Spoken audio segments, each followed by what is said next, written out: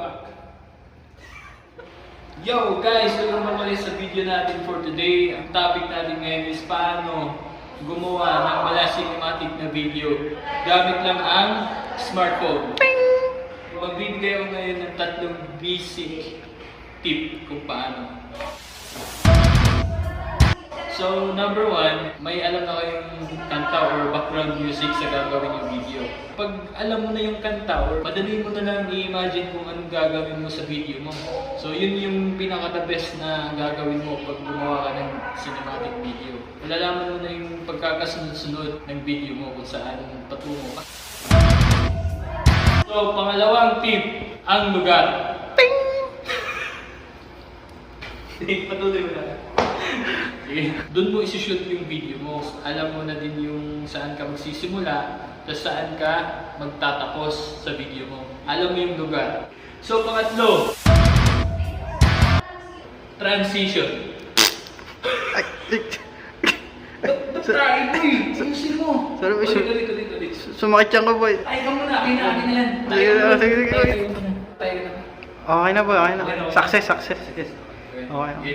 Number 3, transition. Yung transition kasi, ito yung process kung saan yung isang clip ng video papunta sa ibang clip ng video. So, guys, pag nasanay ka ng mga basic na transition, yan yung magsisilbing bulaklak sa video mo. For today, hanggang dito muna tayo. So, may ginawa akong kunting video. Kasama ko yung model ko dyan, si Maan. At saka yung napili naming lugar is yung dagat. So guys, check it out. Subscribe. Wala pa!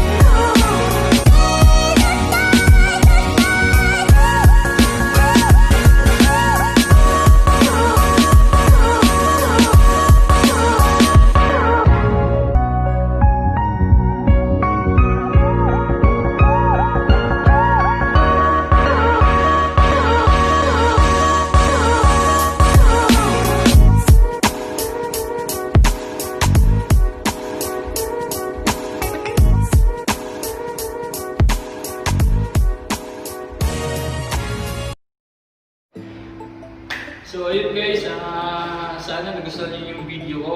So huwag kalimutan mag-like, share, mag-comment, and subscribe. So kung may gusto kayong i-suggest, comment lang sa description below. Hopefully sa next vlog natin, makagawa na tayo ng tutorial paano mag-edit gamit lang ang cellphone. So yun, peace!